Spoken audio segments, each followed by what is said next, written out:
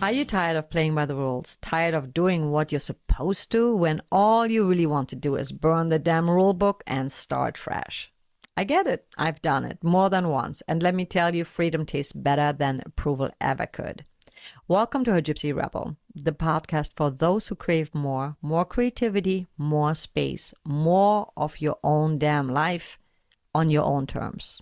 I am Jacqueline Van Bierk, aka Pink Star, a musician, artist, traveler, and professional rule breaker, bringing you real, unfiltered conversations about reinvention, confidence, and making space for what actually matters. So grab a coffee, a tea, something a little stronger, because this is where the rebellion begins. Well, hello back, Jim. One of my favorite people Hi. on the planet. Uh, my guitar player. That sounds very possessive, doesn't it? My guitar player. Number 8. Number 8.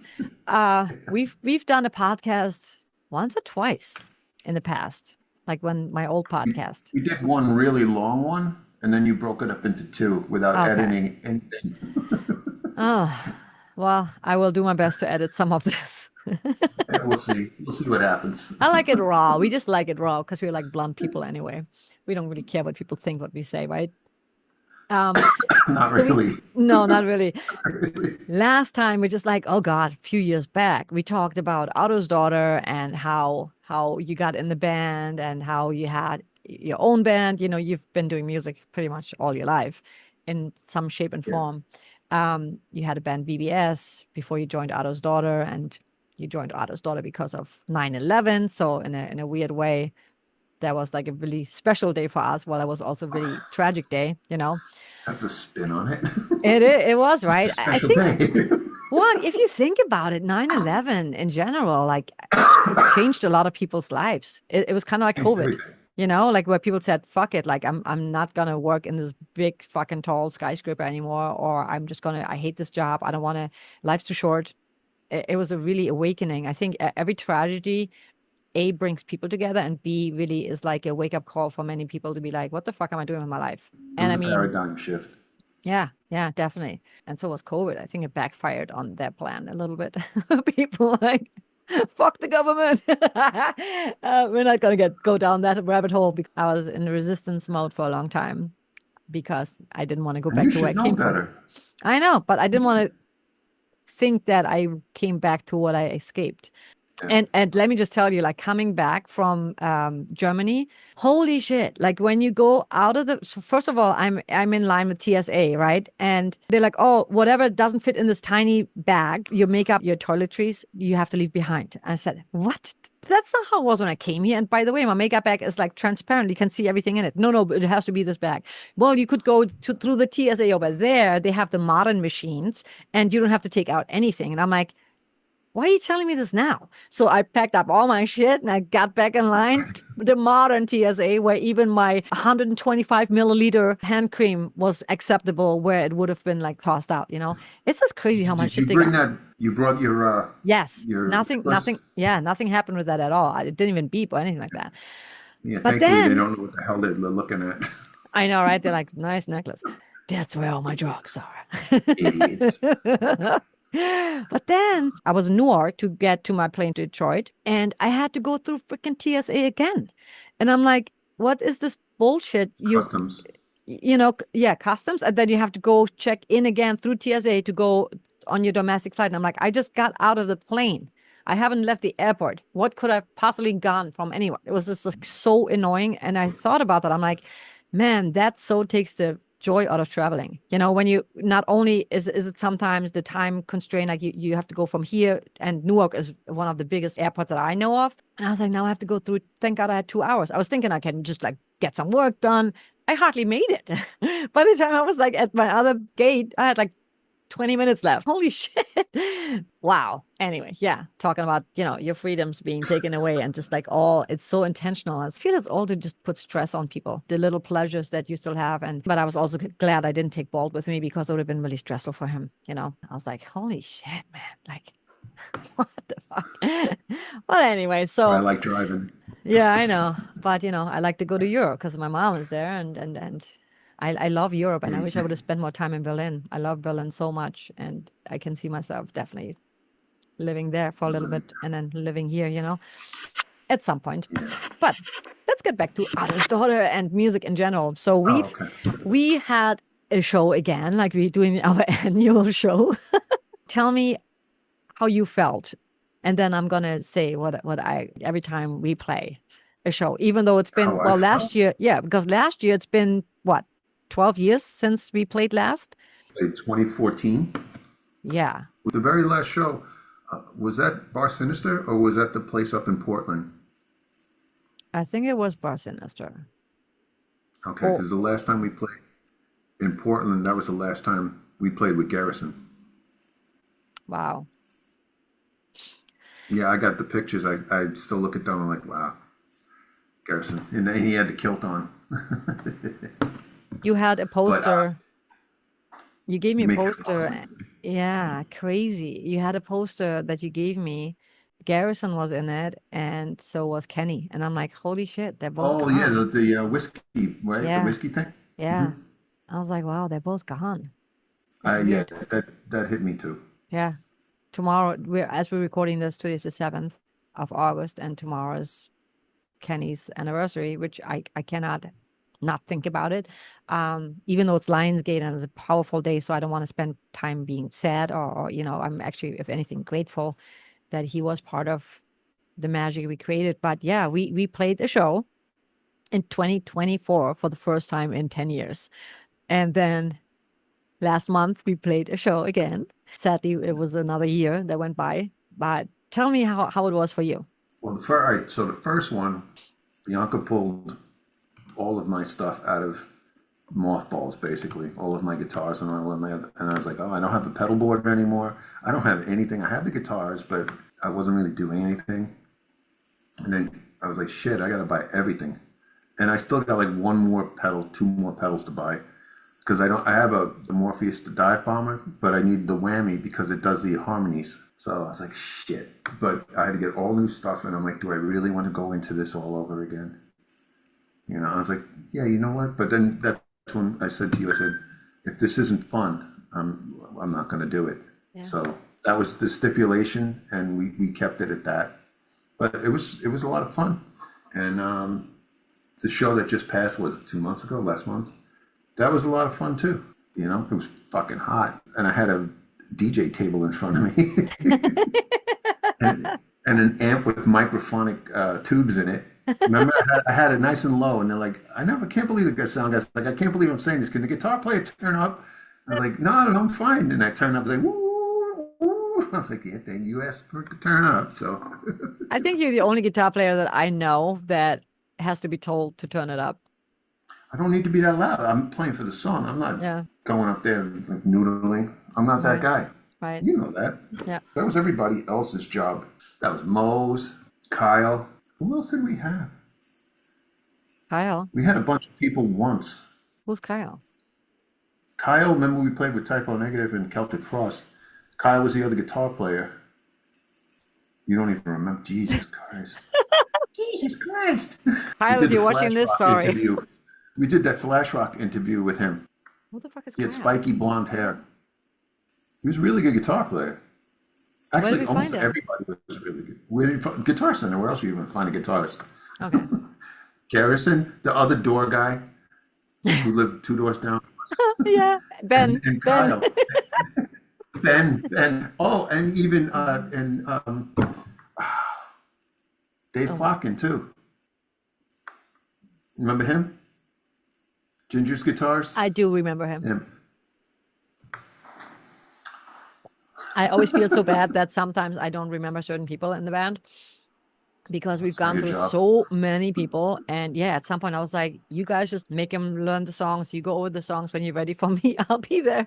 I just couldn't handle it sometimes. It was just like too much. And when I look back at the old days of Otto's Daughter, I think that was definitely one of the things that maybe were our downfall, that finding the right people or settling for certain people. You know what I mean? Instead of just raising the standards and saying this is unacceptable and being too cool. When I say being too cool, there's certain things that you have to have your own vehicle. You have to know your music. You have to be willing to tour. And wanting to tour. And also wanting to grow, you know, because in a band, everybody wants to be a rock star, but it's not fucking glamorous on the inside. I didn't want It's a lot of work and a lot of dedication, a lot of blood, sweat, and tears, and also a lot of sacrifices, including financial sacrifices and time. And you left your really safe, secure job, you know, to come with us to LA.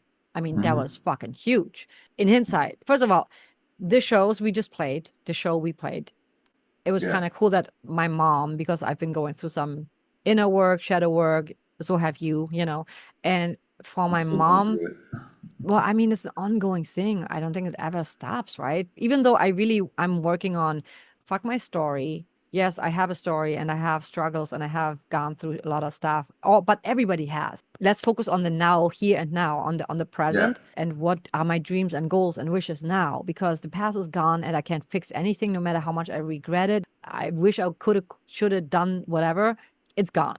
So there's no way to keep going back to it. So I'm working on that. But when we hit that stage, I felt so fucking alive. And I mean, we were playing in 100-degree club. That it was, I don't know how hot it was outside. It was hot as fuck.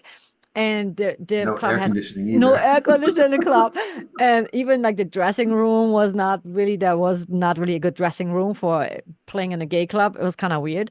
At least the access we had. But still, I felt like, holy shit, this is where I belong, you know. Yeah, And we, yeah, it wasn't perfect because we, you know, we don't practice. We used to practice like twice, 3 times a week, you know, when the band was really active. went But from 3 times a week to 3 times before the show. exactly, and now we're like 3 times before the actual show in a year, you know. So for that, I think we did so good, and it just felt like we never stopped, you know. And for me personally, selfishly, my mom seeing me was really good, because my mom and many musicians, I think, go through that, right? Where there comes a point where, is it even worth it? Because yeah, it's a lot of money you have to put into it. You know, rehearsal. We got lucky; we didn't have to pay for our rehearsal because it was Music Month in New York, which was awesome. But there's rehearsal, there's time, there's travel, especially if you're in New York or places where you have to pay toll, and you know, lots of traffic. It's all it's a lot, you know, that goes into that. And so, and then someone telling you, either a spouse, a partner, a parent, like my mom used to do, like, how much money did you make? Ah, blah, blah, blah, blah. Wow, that does not make you feel good, you know, because then you're like, stop asking me this and validating my work by money, you know, because what Right. matters to me, of course, we need to make money, and we at this point where we both said, you know, we just want to have fucking fun, and now we want to make money. Like if we ever play, and when we play a show again, there has to be a certain amount of money that we're making, because it Oh yeah. costs money, you know, and we should not eat money to play a show. Um, No, and we both did. and we both did. But the satisfying part and the assuring part to me was seeing a crowd having so much fun. And one of the people, I met her in my course that I'm taking, and she said to me, she said, you know, I don't really go to these kind of shows, but I have to say, you guys were just so fucking cool. And I loved how before every song you had this empowering message. I felt like I was at a Tony Robbins event. Like that was just like, you know, telling me like, you know, you can do it. And maybe you think, yeah, we all want everything. And I was like, holy shit, I never thought of that, you know? And we used to not even do that, but we all grow. So to me, it was just like, yes, I want to do this more. And it's the one thing I've been wanting to do, but don't allow myself to do much. You know, it's the one Mhm. thing I've said this for the longest time. The one thing I love the most, I hardly ever do. And so for me, it was like, yeah, let's do more of that. And I want to put that out to the universe. And why am I just Okay. talking too much? Go No, no, ahead. no, no, no. No, I was letting it go. No, you were making sense. Because the other thing was, you were also talking between the songs because, you know, things had to be set up. Like, you know, there were little technical things going on also. So you were, but you're also not the same person who went out to California, you know? No, You're not even really the same person who left California, if you thank you. think about it, because that was 4 years ago. Hmm. It's 2021, right? Yeah, You yeah, left in was it yeah. end of 2020? I remember I left in 2016. I couldn't get out fast enough. Yeah, yeah. That was really it's so weird, right? Like when we went to LA, it was a bittersweet. You never really liked it. You were Never. never really happy there. I No. really loved it in the beginning. And I have to say that all my friends that I've built really great relationships with, I met them all in LA. I didn't really meet other than Mike, which is also interesting because Mike was only in our lives, like in my life, like one show, and then we kind of kept in touch. Our drummer that played with us. Um, He was at he did the he came up at a CB show. yeah, yeah. And he I was remember screaming, and I was that, like, and yeah. And I was like, that's holy shit, like, please do this more often. But I think so looking back, because we wanted to talk about our LA phase as well, because we started in New York, met because of a New Orleans show, which is like one of your favorite and my favorite places in the world. And yeah. and I remember saying, and that's the power of manifestation, I think, and just commitment. I said to Gadget, I said, I don't give a fuck if I have a band or not. I'm going. And if I go with the CD, backing tracks, I'm playing these shows. And he's like, okay. And then we put out an ad, and then 9/11 happened, and you just happened to be on a computer, which you didn't have. Which I didn't own. Yeah, and answered, and it all just fell into place. We played the show, and you became a long time member. And when Gadget left, you and I were like the core. You and I became like Otto's daughter. Um, in retrospect, how do you feel about that you've left? You risked a lot.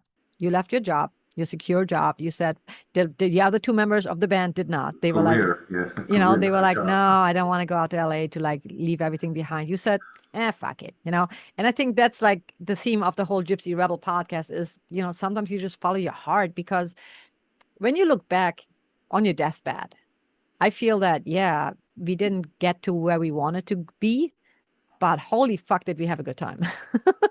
So tell me your side of it, because we both left something really.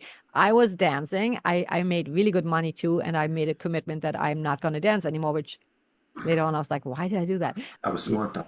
Yeah, because I just Think didn't. about it. These days it wouldn't matter so much, but I did not want to be dancing in front of like an A&R person. I mean, like, can you sign Because me? yeah, back then there would have been a stigma to it, and it would have been like, oh no, you can't take her seriously. She does this. But I mean, That kind of almost every singer apparently did that. But for you, how was that for you to leave that behind? And in retrospect, how do you feel about it now? Is there a regret, or do you still feel like I would do it again? I would say when I came, when I moved back to New York again from New Orleans, not from Los Angeles, because Los Angeles, I came to New York to start all over again, and then I went to New Orleans, and then I came back here again. When I came back here the second time is when I actually started making peace with leaving New York to go to California, because I left everything. Yeah. I'd have been, I would probably been retired by now, but I'd have been set for life. I had a really nice 401k. I had all this, the typical bullshit. But I don't regret anything. If I could do one more thing over, it would probably be to have stayed in Los Angeles and did that charm show that one day. That would be the only thing. That would be the only thing. Because everything else is like, I didn't like Los Angeles, but I met so many amazing people. So I'm serious. I met like maybe 10 people that I like really like. Carlton, Garrison, Claudia, Reinhold Yerg, equally. I met Tom from Jersey, out in That's a I don't know manual. why. I can never say his name. That's Manuel. I That's a had to manual. go to New California to meet him, and he was from Jersey, and I was from New York. Dumb shit. Rod, that guy Rod, the other guitar player, Oh, he's Rod. doing Yeah. good. And yeah, Josh, Rod Castro. Josh, I don't try not to drop names. It's not, It's that's okay. what not it's about. I know. But I do remember these guys. I'm really happy for them because I see a lot of them doing well now. Yeah. And, I got to do very surreal things.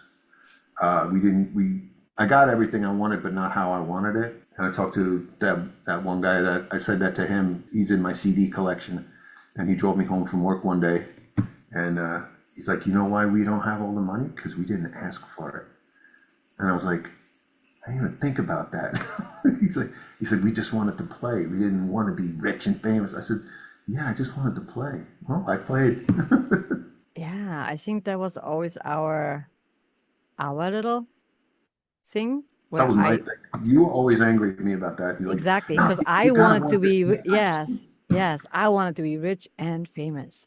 had And spotlight, have all of it. I'll stand over here and play and back you were here. always like, no, and I'm like, Jim, stop. And but I get it because every musician craves recognition. Every musician wants to be recognized and known, right, for their, but at the same time, There'll be validation more than recognition. yeah, but then at the same time, in our subconscious, we kind of reject it.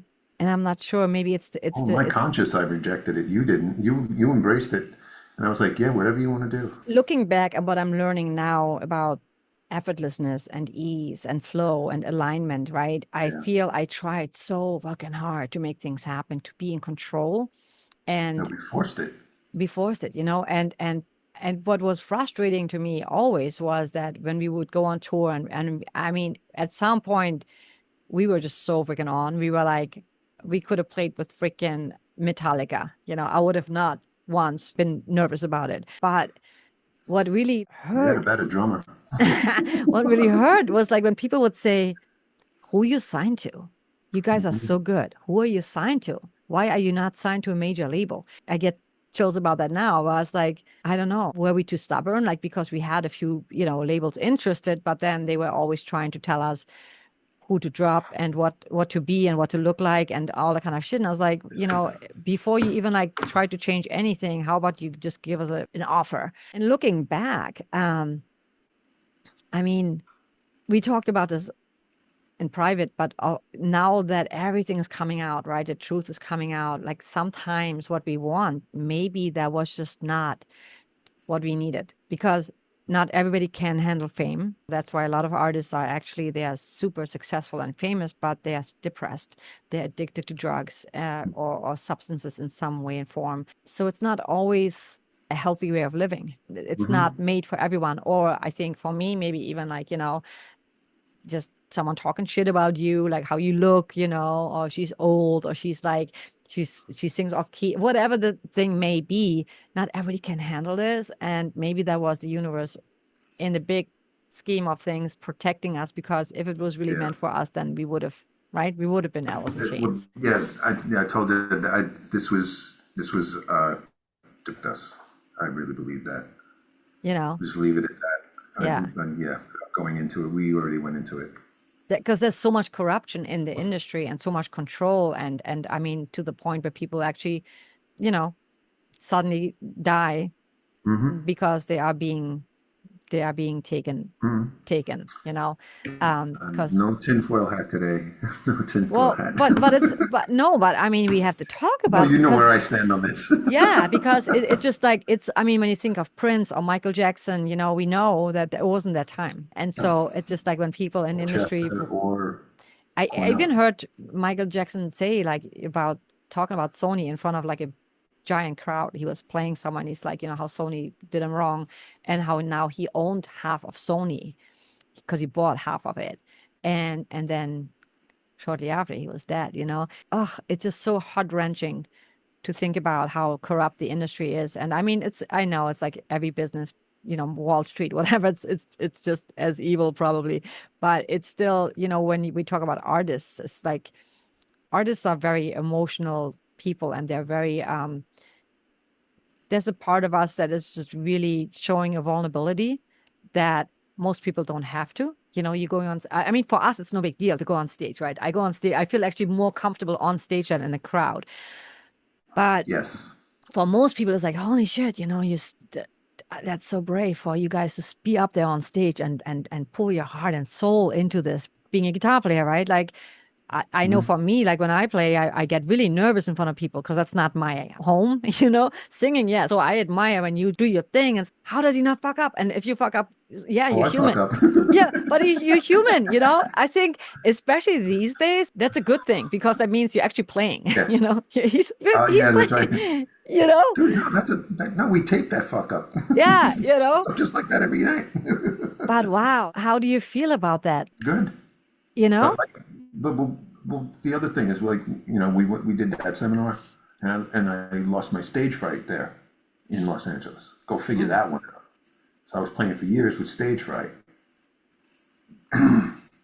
Well, it was funny because we were like, you'd always hide your face, and then I was always like, show your face, and then I was like, no, because then people were trying to take pictures of you with your face, and I was, all right, keep doing what you're doing, never show your face, and then people were like, I got his face, I got his face. That was actually like a cool thing, it turned out to be a really cool thing because you found a way to take your insecurities and your shyness and make it something that is actually your power. That was something that people were attracted to because people, they loved, and that's what I loved about our dynamic, because people obviously loved watching me because I'm very interactive and on stage and like I just love running around, but then they also loved watching you because you're so animated, and when you had your thing down with your guitar and you just like a real fucking rock star, you know what I mean? Like just the way you carry yourself on that stage. We had someone in the band one time that was very invisible, and he was always so upset about that, But it's like this thing, like you either have it or you don't, That's the other thing. You either, whether or not you're shy, and I mean, a lot of famous people are actually shy, isn't Sting? Somebody like one of these, A lot of people are yeah. shy. A lot of the people where I worked, when I met them, they would stop playing when I walked in the room, and they're the artist that I'm walking in to help with what I was helping with, and I was like, why is that guy like stopping and getting self-conscious around me of all people? This dude's got platinum records, and there's several people like that, and I was just like, what's going on here? So I think we're all like that. It's easy to me, again, only to me, I don't know about anybody else, but it's easier to play in front of a bunch of people than one person. Absolutely. Because then you get a mild form of imposter syndrome, like I don't belong here. I don't like when I worked at the other place, and Justin would walk in, and I would put the guitar down, like, no, I'm just putting this together right now. I'm not touching anything. I'm not going to play guitar in front of you. Out of your mind. Jim is talking about Justin Derrico, who plays for Pink. That's That guy is ridiculous. Yes, yes. And how cool was that? I mean, you worked at Guitar Center, and then you also worked for Wagner, and then you also worked for Schecter Guitars. I mean, it can't get any better than that as far as being in the industry as a musician playing in a band, and then also getting to freaking know some of your idols. Who really left the biggest impression on you, and how did that translate into the music, your own artistry? You mean from working in those places? Mm-hmm. Believe it or not, I learned an awful lot from Reinhold because he's just so untethered, and equally learned just as much from Jörg because he's yang to Reinhold's yin. So I learned balance from both of them guys. Those guys are the best. I learned a lot from everybody, but I learned things from Greg V, the photographer. I learned from him because he looks at things slightly left of center, so to speak, like his lens. I learned a lot. Shit, I learned a lot what not to do from people also. Like what? As far as artists, I'm not gonna. No, it's not flattering to the people that I'm gonna talk about. I'm gonna leave it at that. You have to mention the names, but This is over. you don't have to mention the names. No, just leave it at that. No. Okay. No, because even if I say it, it's put together. Okay. I learned there's a lot of fake people in that town. I don't know. I learned a lot. I learned just learn from Scummy. Just from Scummy, you learned a lot. He didn't give a fuck, and he was still, I think, the most entertaining person, the most entertaining band. And we know a lot of talented people, but I've had the most fun going to his shows. He let it all out. He's who he is. He's the real deal. He don't give a fuck, and it was always a good time. And I think my voice was always blown out from singing along because of that guy. And I was singing along to shit. I sing He, along to him. he's the most authentic, I think, that I've met in LA. Like Yeah, you said, he does not give a fuck. He does, and he's so generous. And I think that's yes. in LA, man. I was so disappointed that so many people, they're gatekeeping, the constant like, oh, I want to share like their tour manager info and all that kind of stuff. It's like, what are you so insecure about? Because there's so much for everyone. But that was really a turn off for me You got in the that crab in scene. the bucket thing. They're all Yeah, holding. No one get out of the bucket. yeah, And yeah, Scummy's like, "Come on, man, let's all get out of the bucket." yeah. But there was a lot of good people out there, though. What But about your then, Schecter experience? I learned an awful lot. Let's say that. Yeah. I learned an awful lot. I took one of the guys, one of the bosses there. He just in the end, everyone was trying to get all fancy, and he's like, "Guys, it's just wood and strings. It's just wood and strings. Don't get too crazy about it. It's just wood and strings." I was like, "Yeah, you break it down right back down to exactly what it is, you know." Yeah. So, but then I also learned a lot when we work with Brian and we work the other Brian and we work with Eric and Stuart and all those. I learned from everybody, I think. Either one good thing and there's some few people I learned what not to do, but for the most part I learned everything I learned had nothing to do with songwriting. Right. You know, I Yeah. learned like life lessons from these people. Mm. Including the artists that I dealt with and all. I learned an awful lot. But it was nothing like, oh yeah, he taught me how to do that. No, there was none of that. It's Yeah. how to carry yourself, what to do, and this and that, what not to do. I'm grateful for the experience, and I'm grateful for the people that I ended up knowing, Mm. and I hope they're all doing well. A lot of them seem to be doing well, so I'm excited for them. Yeah. LA is what you make it. I got lucky that in a way I ended up going to a lot of networking events. And I think that's one of the things, if you are in a town like that, you really got to take advantage of that. That's the whole point of being there. Otherwise, why are you there? But when I really got linked up with a lot of composers and producers, and that was just really freaking amazing how much more collaborative they were and how much more supportive they were of one another, which I really, maybe I just got really lucky too, You but got really lucky. Your group is amazing. yeah, Your group is not a typical Los Angeles group. No offense to typical Los Angeles groups.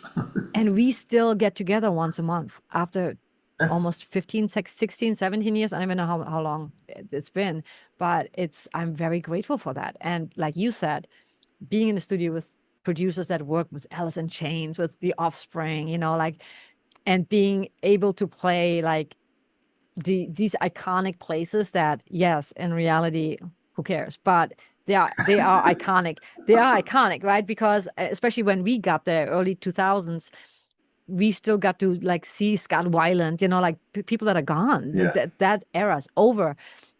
And to see those yeah, people just like normally just like hanging out like casual, or like the Red Hot Chili Pepper dude, it's just so cool in a way that we got to experience, like just like New York when we got to play CBGBs, I get chills thinking yeah, about it because the youth, the future musicians, music lovers will never experience this fucking like raw shit, like this raw rock and roll, dirty, gritty, freaking real yeah. shit that is now it's all polished and AI and it's funny because I'm so bad at recognizing people. I always like have to ask you, like even when we go to NAM and I'm Yes, so you are. grateful. I'm like, you're like, oh, you No, just you walk just by walk by. the drummer from Prince. And I'm like, what?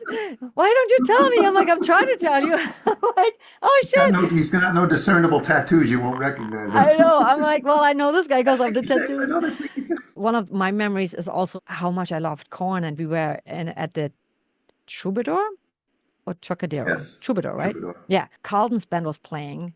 That's it. An But I orgy. remember Jonathan Davis standing there and I was, Jam, oh my God. You like, just calm down. I'm like, oh my God.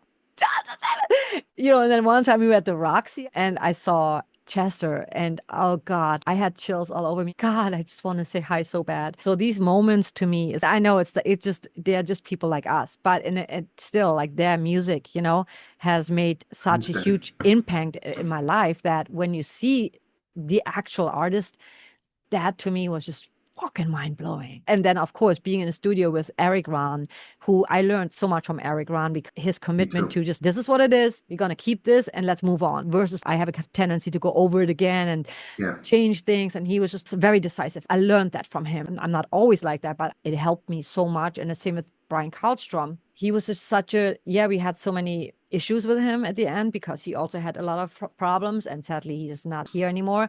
And I'm so glad we hugged it out before he passed away. I'm so glad Yeah. because we had a big, it was all about money and he had problems. And so we got into it with a lawyer and all the kind of bullshit and we didn't talk and our album got held up.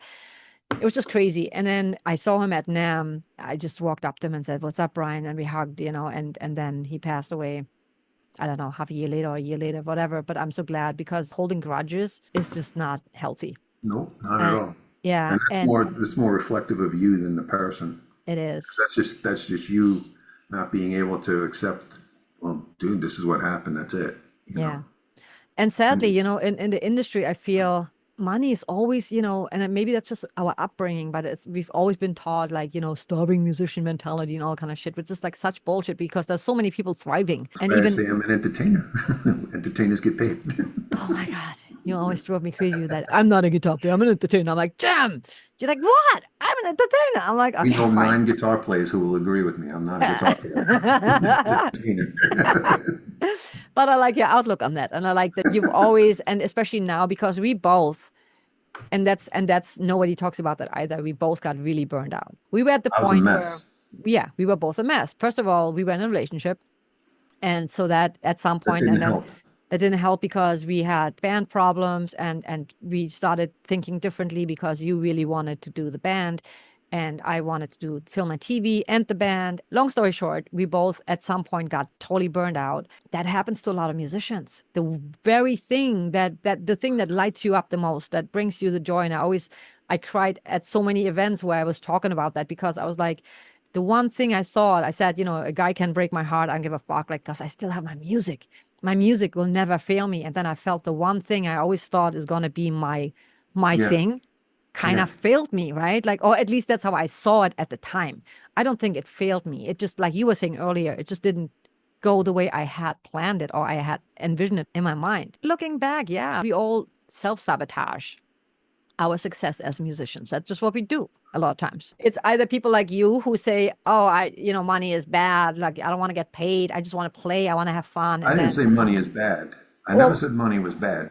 or I didn't saying, want to be rich and famous, right, right, but but I did want to play. That's why I was like, you do all that. I'll be right over here on this side of the stage playing the whole time. right. You get take all the pictures you want. I'll be perfectly happy right there. We still sell the records. I'm perfectly fine with that. I just don't need to be on covers with magazines and shit. Not that I'm the before model, but Right. The other thing about Los Angeles, when I left, I felt that I hated music when I left. I hated it. And I hated that I felt it was taken from me there. You know what I mean? Like when you first start playing, there's this magic. Like you make a sound with the string, or you press the key and you make a sound. You hit the drum a couple of times, and then people start going like this, and there's this magic. And when I went there, because we had that magic when we left New York, and I got there, and then I saw that, and then one of the curtains was pulled back, and then all I can listen to music like you're looking at architecture. You're like, well, this holds up this piece here, and this is this. It's no longer, what a really cool part. And then doing the show stuff, and then with the record label bullshit, take the other curtain back, and I was like, this is commerce. This is no longer. That's when I started saying, are we doing art or are we doing commerce? And that's when the fun went right out of it. I actually, the first time I started liking music again is when I moved down to New Orleans and I was watching bands that weren't dressed up, didn't look like, it was almost like you take six random people off of a bus and you put them up there and then they just making this incredible music and they're just having a great time. And I was like, that's why I started. So I'm actually starting to like it again now. But that's why I was so angry. But I'm okay now. Yeah. It's all good now. Well, because it is a business, right? It is a business, and Right. everybody has to make money. And I mean, but even though when we went on tour, we went on two or three, two kind of bigger month-long tours, Six even weeks. 6 weeks. And I remember we would be in Denver when we met Bianca again, and we Yeah. were walking by like all these restaurants and stuff, and we were like, wow, we can't even really go and have a nice fucking, $10 a day. That's what we you had. know, Ten we can't, dollars a day. yeah, we can't just go and sit down and have like a bottle of wine and have some sushi or whatever, and still I felt I'm living my dream in a way, Yeah. because it was still, yeah, it would have been so much better if we would have gotten paid really amazingly well and have a hotel room every night, and be treated like a rock star. But we did what we had, and the band dynamics and how, let's talk about the band dynamics, how important it is, to have everyone in the band be on the same page. Because what happened with us is that, yes, we were kind of the band leaders, but we weren't really acting like, we're the bosses and you have to do everything we say. You were the band leaders, and I was the guy that they would say, "Hey." What I would say also is we did two nice sized tours. The one halfway decent tour in 2005, and we did some regional things going back and forth. And we were very blessed that we came home, bills were paid, and none of our equipment was stolen. Because we heard horror stories all the time. Oh, shit got stolen in Dallas. Oh, we were over here and they stole it. And we never experienced it, that, thank God. And we went Yeah. across the United States in that Dodge van, the Vault. How the hell? I thought about that 2 weeks ago. I'm like, how the hell did we buy a van for like what, $400, $600? We went across, we never tested it. We just changed the tires and the brakes, and somehow with a trailer going across the country, we somehow did that. And I'm like, that we had no business being able to do that. That was amazing. Yeah, I think in many ways we were like really blessed. It's just, again, looking back, the only thing I would do different is maybe get a real booking agent and get like real money, better money. But even then, looking back, we had a blast. And not only that, these experiences, because when you talk about people taking a risk and being like, nah, I want to keep that job, and we just went for it, right? We're like, fuck it, we're just gonna do it. We're gonna go Right. for it. And yeah, no one has promised anything, but we're still gonna do it. God, this shit we experienced, from staying at people's houses to Yeah. being in a club, and David, our tour manager at the time, you cannot make that up. That shit is just, that's TV show material. Yeah. That you can't make that up. These characters we met. And I still, there's this one guy, every now and then he texts me, and it's always this like, keep going, you're my superstar, you keep Oh, shining you told bright, me about that. keep doing your thing. And to me, that means so fucking much. This guy saw us once or twice, almost 20 years ago. Well, same with Guy who showed up at the last. His name is Guy. Now I'm just saying Yes, something. yes, yes. Guy. Guy. He showed up and he saw us Yeah, with Gadget and them, right? yeah. And Alex, that's like, Well, Alex is Alex. Alex is amazing. So yeah, but I mean, still, we met Alex, who ended up being your business partner with the Jimmy Club. That's how you met him. He loved our music so much that he flew out to New York yeah, to see us play. yeah. And yes, I wish I had a million people like that. But still, the fact that we have those people that still remember this, like all these years later, to me, Hmm. man, that is priceless. I know.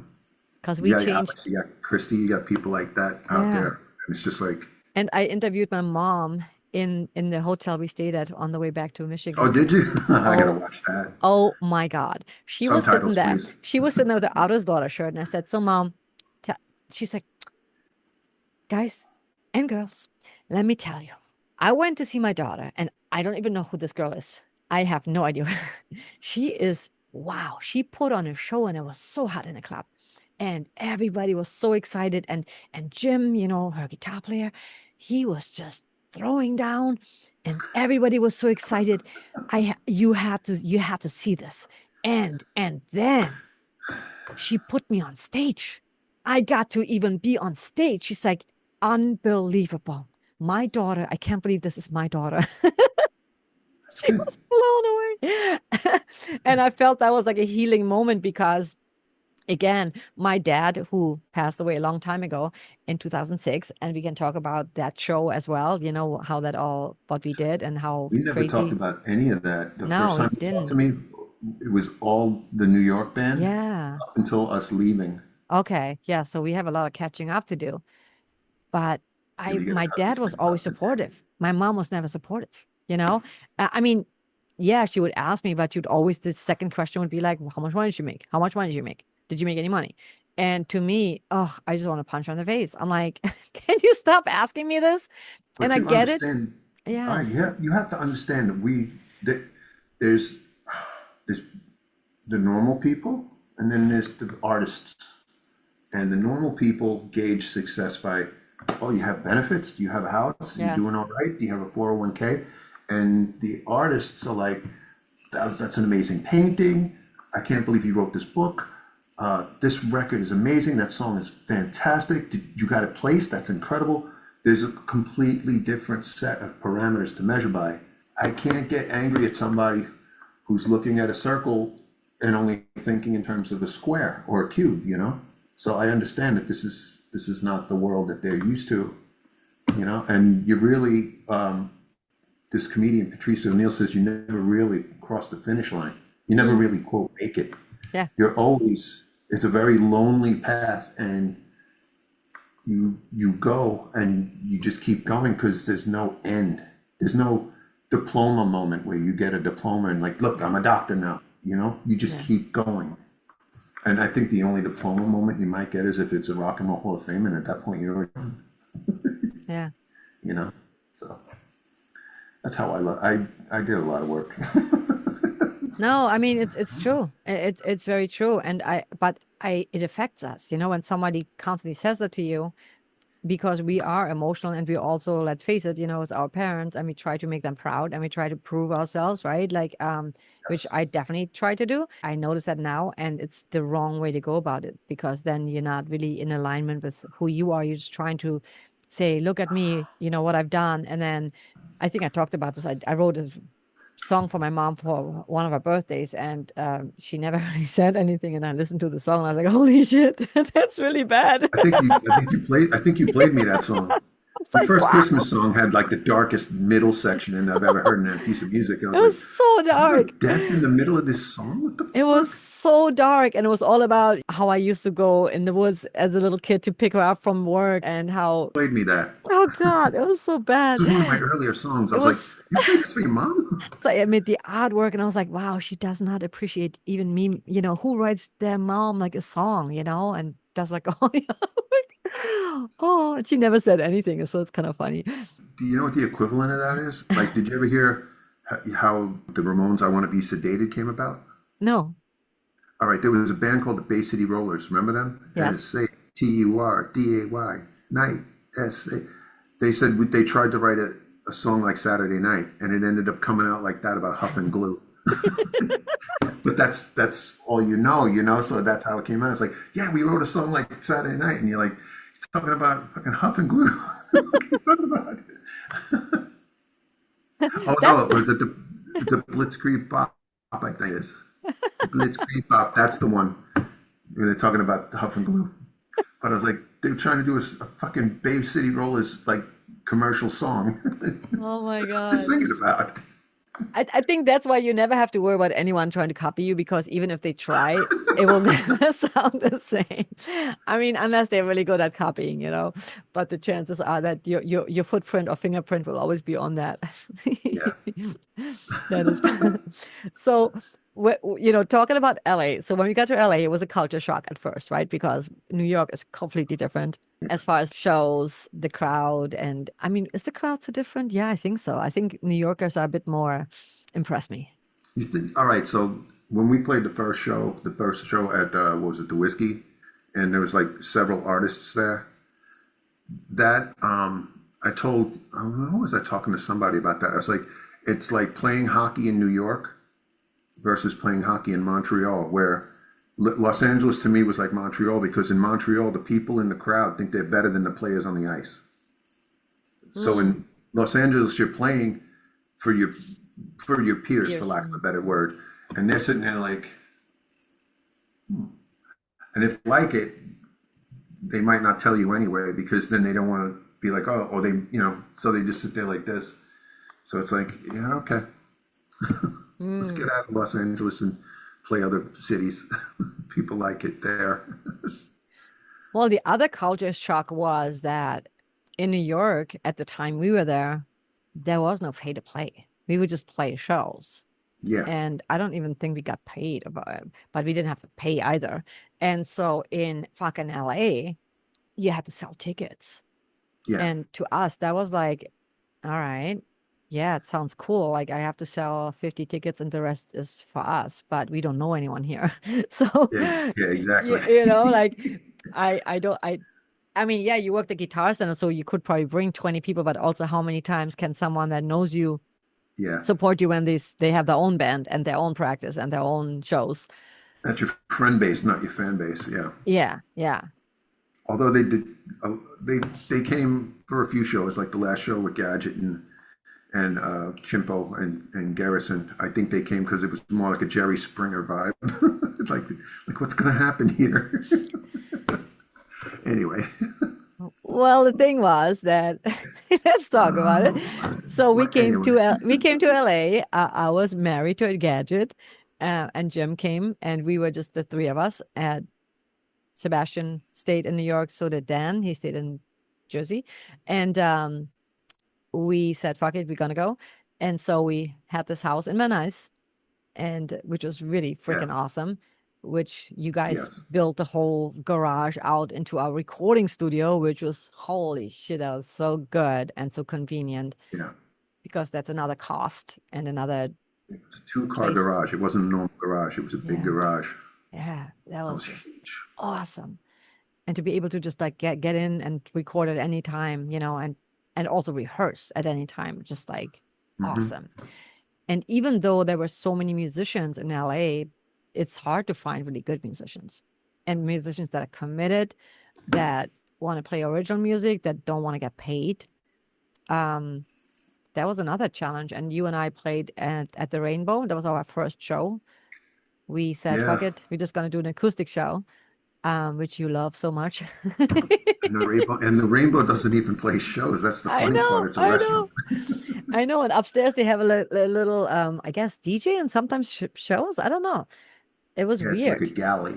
Yeah. And Yeah, and the Rainbow is like a really iconic place. It's like where all the rock stars at some point or another hang out and drink. And we loved going there. It was cool. It was a cool place. It was very kind of 80s rehashing rock it was stars, a really, but really good place. I like that place a yeah. lot. But man, they made really good drinks. Lemmy used to be there all the time.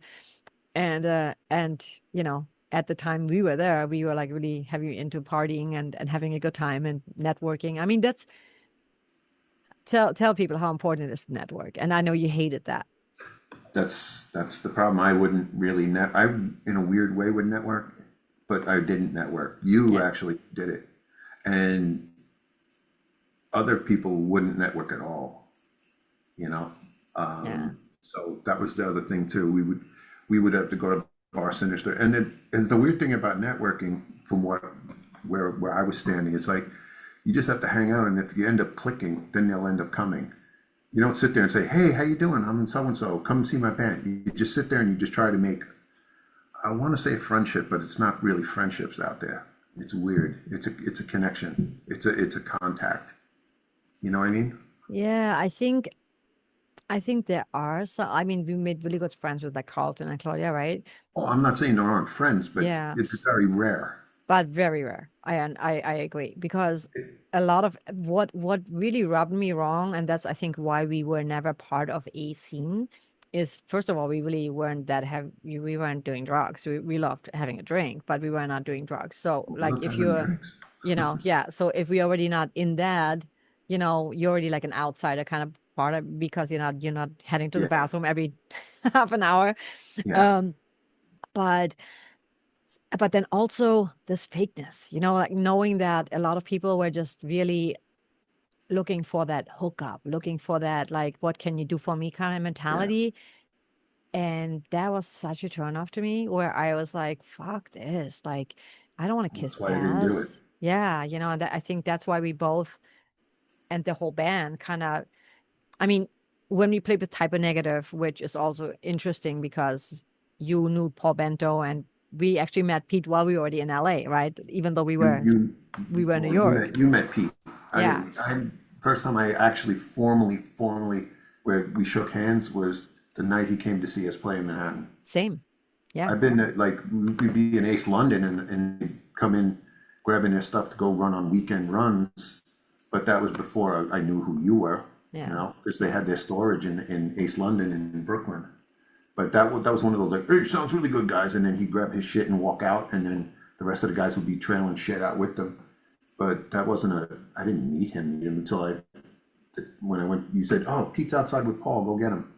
That's the first time I met him. yeah. So I was like, yeah, okay, It's crazy. It's crazy how it all worked out that way. yeah. How we never really like met them in New York. But when we first came to LA and then we finally found because you worked at Guitar Center, no, first only Gadget, and then you eventually started working there too. Yeah, I ran out of money. Yeah, we're like, well, we were just crazy. We're like We heading to threw up that IKEA money. like every week buying $400 worth of what? Little I don't even chairs. know. Little Little chairs, a chairs. fucking Just like inflatable pool, and just all the like wacky shit shit. that we didn't even, but it was fun. And we House threw some parties.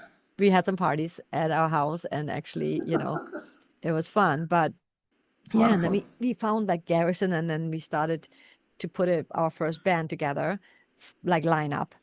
And then, like you said, we played like I think the Whiskey was the first show, and what was that with Claudia? I The, don't even f- know.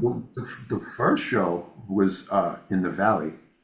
We played that Oh, coffee place yes, the all ages. out in, where the hell is that? Not Oh, Northridge. It was all the way out there though, oh my because that's where God, we not tested Reseda. the Reseda? things. No, way past Reseda. Wait, Okay. was it Reseda? No. That's when Kenny was playing with us. Kenny was the Oh, bassist, somewhere and like yeah, we that was played to see awesome. if the wheels would fall off the wagon, and then we played the Whiskey Yeah. Oh yeah, we wanted to just play a show before we even hit like the real warm up yeah. show. Yeah. And man, it was so much fun. We played like we played the Roxy, which was like my favorite venue because it had a curtain. I also loved the Key Club. We had some awesome shows there. House of Blues was also fun to play. Viper Um, Room was weird. oh yeah, yeah.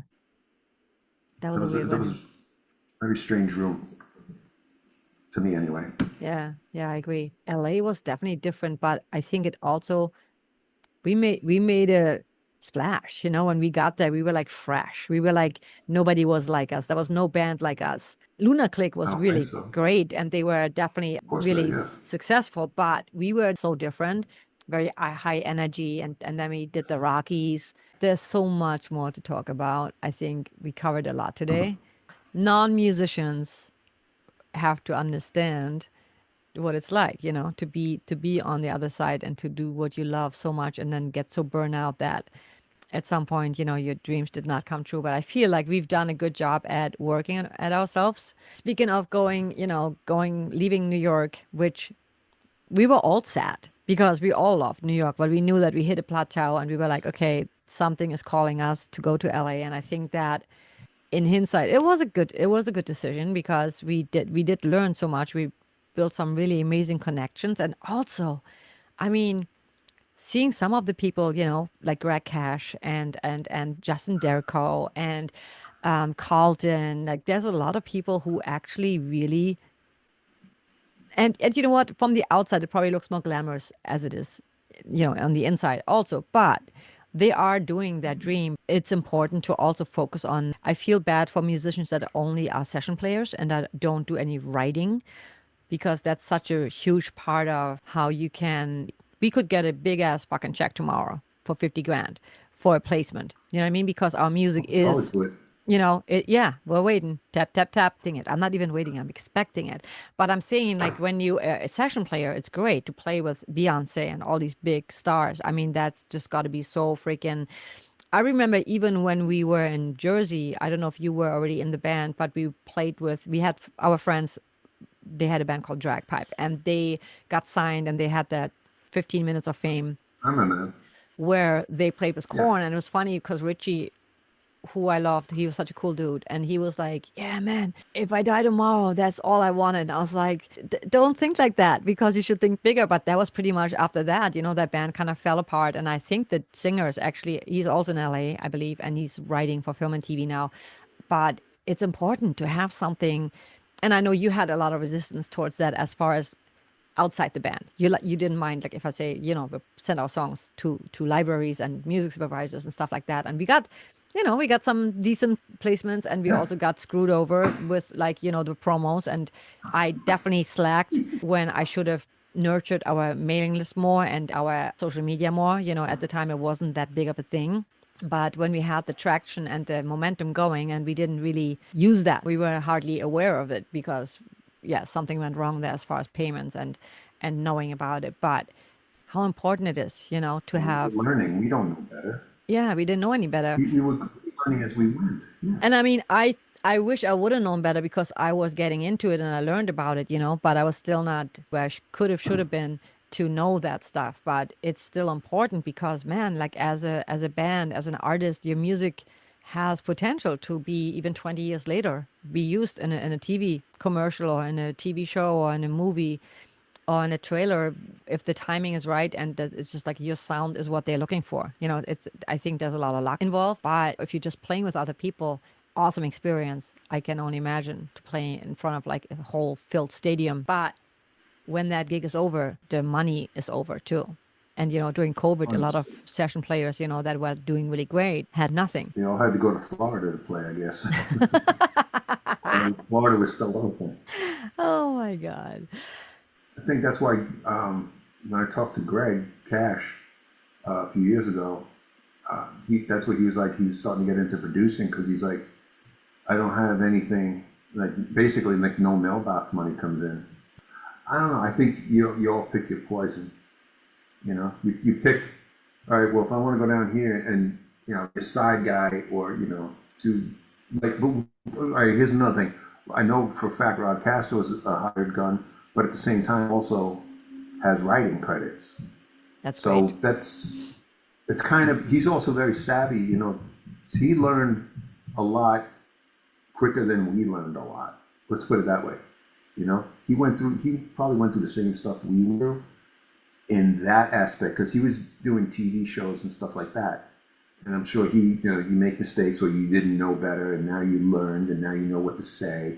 So it's a work in progress. I don't beat myself up or you or anybody else about that. We all learn. Like you got to learn somehow, and Yeah. usually it's getting screwed once in a while or through your own ignorance in the truest sense of the word. Like you just don't know. It's not that you're stupid. You just don't know. That's how I mean, I did a lot of work. No, but I agree because I mean, and a lot of people that come into this, when you really become aware of it, there's so many ways for us as musicians to earn residual income, in the long run, and not to Yes. be so. Because in the beginning, I, of course, when we came to LA, a lot of people, and we didn't want to be those guys or those girls that played in all these other bands. You played with one band once, but other than that, you were Yes. not really playing with other bands. But I think a lot of people did that because that was part of their networking or doing favors for Mhm. others. And in the long run, that's a smart thing to do or like to go above and beyond. It's a fine line, I feel, because as a musician, I remember when I first started out and MTV asked for some music and it was for exposure. And I was all about it. I was like, fuck yeah. And then I learned, I'm like, no, there's no exposure. Like nobody cares. Nobody's gonna go out of their way to look for, maybe now, but like back then, nobody was going out of the way looking for whose music is that? I gotta follow them. I love them so much. It was just like background music for a show, and they had money and they took advantage of that. And at the same time, I feel that we got lucky because we never really got screwed in the sense of with any collaborators, and we were also very generous when like somebody would play drums for us, and they were just great awesome people who would be part of it when we didn't have the money to pay them. And Cash was like, just I just want to play. But we felt, hey, we really Yeah. appreciate you. And of course they wanted to also get paid, but that was Oh, not the amazing. yeah, and that was not their first priority. It's the fine line. And now that Uh, yeah. I respect that too, because it's like, if you ask me, hey, can I be on your album? Well, yeah, if I'm contributing lyrics, and then I might be cool, just like singing, and I'm part of the songwriting. Long run, it's always a game. It's always like going to the casino. Know your worth. And we talked about that, because we played the last show, and we were like, oh my God, we want to do this more. It's so fun to play a show, but we should get paid for it. Once you put that Yeah, out there in the universe, then why do we feel almost a sense of shame? Or, uh, you know, exactly. Yeah, a you sense of know, shame and a sense of you're not worth it. You're not yeah. worthy of it. Yeah, like you should thank the club that you were able to be on that stage, or whoever the promoter. And the promoters never really promote. And I think everybody expects so much from a band. And while I understand it from a business point, I also feel that. And we got to that point too in LA, where we played a show at the Key Club. I'll never forget that. We had to sell all these tickets, and we didn't sell all the tickets, and we actually had to pay out of pocket to play that Yes. freaking show. I don't remember what show it was. Powder, maybe? I don't Powder. know. Yeah. And Powder. it was so shitty, because I feel that when band promoters call themselves promoters, your job is to promote. Your job is to bring in a crowd, and not to expect bands. It's like the labels, right? These days, the labels, I think nobody should sign with a label unless the label is like completely behind your vision and your creative freedom, like Falling in Reverse or Sleep Token. They seem to have a really good label that is supportive. I don't know, but I know that Falling in Reverse, Ronnie is definitely rich and successful, and he's doing his thing, which is awesome. Other than that, they want you to do all the work and then take half. And if you are a band, 5 people in a band, that's not fair that the label gets half, and then half of that goes to 5 people that have to split it one more time. And there's like a total disconnect, I feel. And that's why it's powerful to just do your own thing if you can. And so, yeah, I think we want to play more shows, and we are open to it. So if you want us to rock your party, hit us up. We're ready to rock. We throw down. One thing I would say, and it sounds, I'm not, no, I don't even think it sounds arrogant. I think that I pride myself for the fact that when we play a show, and that reminds me of a show that we played this Women of Rock tour, that the promoters didn't promote anything. San Diego. Yeah, the San Diego show. I think it was Arizona, because we drove 8 hours and nobody was there. We played for the club, and I said to the guys, I said to all of you, I was like, you know what? I'm probably just gonna go and play my freaking sweatpants on, because there's nobody here. And 2 guys showed up, and they said, oh my God, Otto's daughter, we've been waiting to see you guys forever. And we're like, okay, it's on, right? And we went in the back. We threw down like we playing fucking Giant Stadium. And then one of the guys took us out to dinner. He took us to his shop where they had horse sets and goth clothes, and I forget what else. And then he ended up being also a really big donator for our Kickstarter campaign. So you never fucking know. It's funny how that works out. But yeah, it's you got to play. To me, you got to play better when there's less people. And it's funny because who was I was listening to? I was listening to John Cena. He was talking about this. He's a wrestler. He was talking about this guy, Eddie Guerrero, and Eddie Guerrero taught him when it's a packed house, yeah, you go all out. He says, but when it's a bad show, like when it's like 20%, 30% full, that's when you work even harder, because that's when you get people, dude, you missed this show or you missed this wrestling match. And then you want to come back and watch. These guys were insane. There was only like 80 of us there, and these guys were killing each other. That's when you do that. That's why, what was it? When we were playing the show, I had the damn ski pants on, the snowboarding pants. And it's like, oh, there's nobody here. It's 100 degrees. Why are you gonna, don't just wear what you're wearing. I'm like, no, man. Guy showed up. Alex showed up. Your mom's here. Michelle's here. It's like, no, this is a show. Your job is to do the very best you can do. And that's a challenge to me. It's even more of a challenge when there's a table in front of me. But I I'm agree, like, though. I agree. why is it like I'm doing a TED talk up here? I wanted to move the table, but I knew I would end up screwing up the DJ equipment, Oh my so I just God. left it. Oh my God.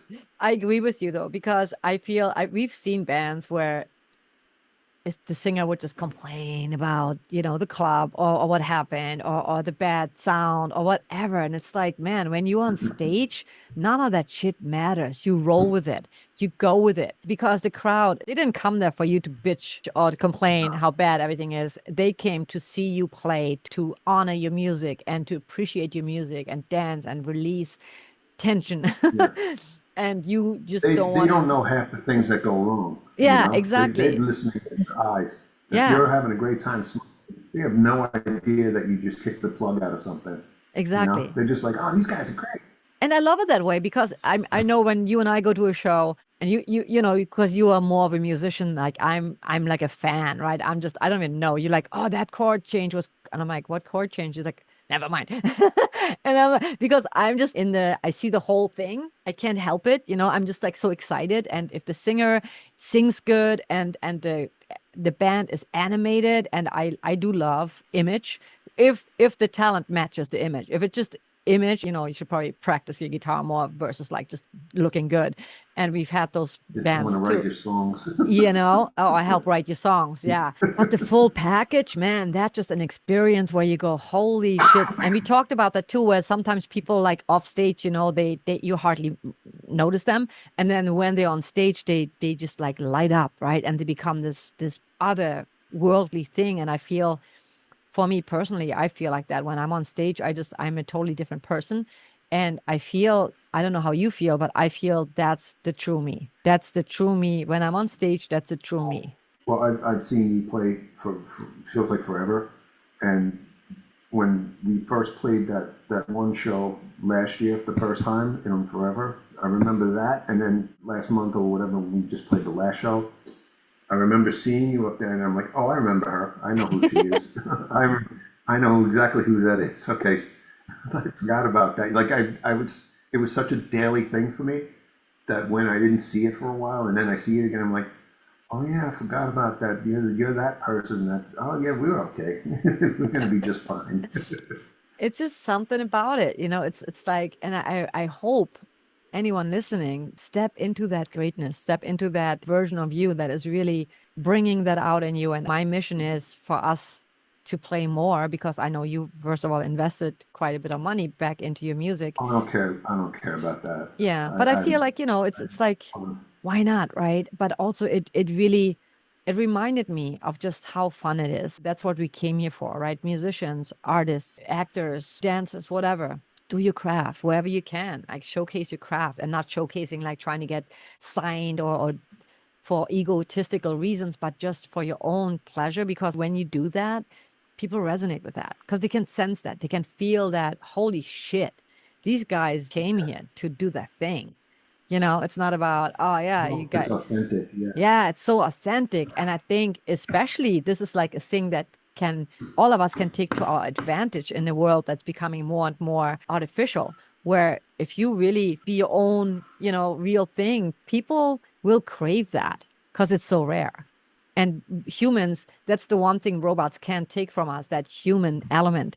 That when you go to a show and you see a real person, yes, a DJ, I've seen DJs, and it's been really fun also, but it's different. A band, it hits different. It's something about not only being there and experiencing the music, but watching people on stage just doing their thing. I watched a few shows like from Ozzy, and I thought it was so sad that he was sitting down, but I thought it was also awesome that he did this one more time to come back full circle kind of thing. But Right. then when I watched all these bands, like some of them I was not too impressed, to be honest. Like, but like when I saw Aerosmith, and I'm like, holy fuck, this guy has so much charisma. This, Oh, Steven Tyler. Yeah. right? I mean, he looks, yeah, up close probably not, but like on stage, he looks like a fucking 20-year-old. Like, he's just, the way he dresses still, the way he sings, his energy that he brings to the stage, it brought me to tears, where I was like, fuck, I know what that's like. I want that. I want that so bad. Because it's just, as a musician, that is our fuel. Fuck the alcohol. That's my alcohol. If I can have It's that, better that's than that. much better than that. Like, any drug, Way better than that. much better Yeah. and healthier. That was so inspiring to me. And I think I truly believe that if you do that, it adds years to your life. Whether it's music, whether it's painting, whether it's, draw, whatever you do, if you do your life's work, if you do what really brings your soul that Your passion. I'm home when time stands still, because like a lot of times you do shit where time is just like either not going by because people clock into their work and they're like, oh God, it's only been an hour. I still have like 4 hours to go, 5 hours, whatever. But I feel like when we're on stage, you start playing and you're like, show's over. What happened? What happened? Or you start recording music and you're like, why is it already 2 o'clock? It was just like 9 o'clock. The greatest feeling that I personally know of. Yeah. That's euphoria to me. And I want that for everyone, and including us. And fuck age. I love watching TikToks. One lady, she's in her 70s. She's playing all these freaking songs, singing her heart out. How awesome is that? She's putting on a show. She's got like 200 people in her room who cheer her on, who like appreciate her. And she's doing what she loves. Versus like she could say, I'm 70 and I'm like, let's just pack it in, it's gonna go live somewhere in the middle in the woods and just wait for my deathbed, right? Because that's what it really is. When people retire, what do? They either just like really start doing what they're passionate about, or they just slow down. They just, don't do anything and have no hobbies. I feel we are so blessed to have that passion, that drive. And I'm also so glad that you finally fell in love with music again, because you were such a huge, way more than me, music collector and music fan. You were always, always, always playing music. And not only that, but also supporting artists big time. And you still do, buy merch all the time and buy music. That anyone listening, support artists in any way, shape you can. It means the world to us, and it helps us continue doing what we love. Right. Well, we got to do a second, third, probably fourth episode. Okay. Next time we're going to talk about auditions. Everybody should tune into that, Why? because come on, we got to share this. As always, it's so much fun to talk to you because we have so many stories. And I think that's why I'm so happy and glad the reason why we have such a great relationship is because we spent a lot of time together. We also made I did a lot of work. and we did a lot of work, right? And we also made a lot of art. And to me, a song is like a baby. It's like, we've birthed so much amazing music, from Angels to Mars, so many amazing songs that would have never come out if it wasn't for you. And again, it's funny looking back that I actually did not want you in the band because you were too metal for me. And while I wanted more metal in the band, and then I realized you were the fucking perfect piece that was missing to transition from that goth, industrial, very synthetic sound to a more organic sound. You added so much with your guitar work. Also, I think it's so cool. You always call yourself, I'm not a guitar player, I'm an entertainer, but I love that your approach of how you play guitar is very unique. And I don't know if it's because of the amazing people you actually worked with. Like in BBS, you got a chance to work with like Kenny and Steve, like really complex kind of metal. Jordan and Joe. Yeah. Yeah, But that was all right. That's a whole. We'll talk about that another time. yeah. We were supposed to stop like 15 minutes ago. I know. And that was always a cool like balance between the two of us, because you can be very technical and you're so good with timing. I'm like a four on the floor person. Like I'm very, very simple, because I would not call myself necessarily a musician. I just like know what I want to hear or what I feel. But then we would, you would play something. I'm like, I don't understand this.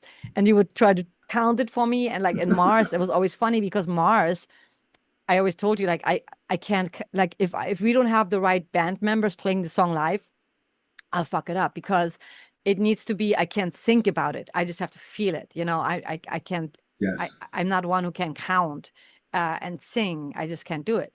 And so I could probably learn it, but I just, to me, it's more of I feel things. So it was always funny to me when you would bring something to the table and then I would do something, you'd be like, whoa, I never thought of that, because I think completely different. And that's such a good combination when people come from different, Yeah. if we both were like four on the floor people, it would sound fucking boring, right? Because we were thinking the same. I mean, maybe not, but I feel that's what's interesting when people come from different backgrounds. You've always been more metal, hardcore, and I was like dance. And then I started liking rock and metal and industrial music. But it's just interesting how how songs, I think it's just so magical when like an angel, right? When everything kind of fell into place. And sometimes Yeah. it's takes a long time, and sometimes it's just like almost instant. And again, That kind of fell out. yeah, you know, We were it, sitting there. I remember we were sitting there, and that was the first thing we wrote. And you did something. You had some kind of drum beats or loops or something going on, and then you did something, and then I did something, you did something, and I did something. Next thing I know, I'm like, what the hell is this? And then Brian came in and chopped it up and made it a movie trailer, and then that's why it sounds like it yeah, does now. So yeah, that was a lot of fun. I was like, oh, I would never have done this. This is cool. yeah, Because you came in with new beats. I'm always having the same beats from the same guys, and then I'm listening to you, and I'm like, oh, he's cool. What the? And then that makes you play different. yeah. Really running over on this now. I know, I know. We could talk forever. We're gonna cut. We'll stop it here, but we're gonna be back. Learn to edit. All right. Well, thank you so much. And where can people find you if you want to be found? You don't want to be found. I They'll don't want to catch. be found. You Okay. can find me through you. I don't want to be found. Okay. Yet. You can. As always. Back when we played a lot of shows, you know, if you catch his face, you count yourself I don't lucky. know It's anybody funny. make a wish because it's like seeing a falling star. And if you get and if you get a hold of Jim somehow, then yeah, it's the same thing. Make a wish. It's like seeing a 111 222 444 whatever. It's a lucky moment. You can find me at Jacqueline's shows. Exactly. So hopefully we'll be playing more shows. We are available at the right price, right venue. We I are live in always. Staten Island. I thought in Brooklyn. What the hell? I'm in the wrong borough. To be continued. Until next time. Bye. Bye. Thank you so much for tuning in to today's episode with our special guest, Jim Robbins from Otto's Daughter. If you're interested in purchasing our music, you can go on ottosdaughtermusic.bandcamp.com and purchase our physical album, Arc of a Dream Limited Edition, or the digital album. And definitely sign up for my Gypsy Rebel newsletter for weekly inspirations, new music, and podcast news.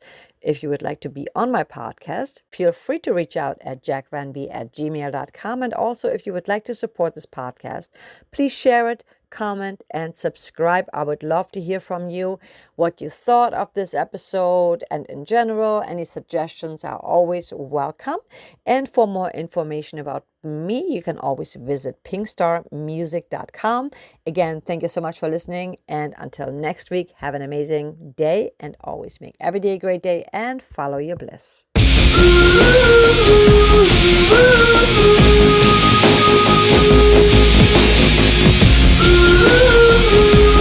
Ooh.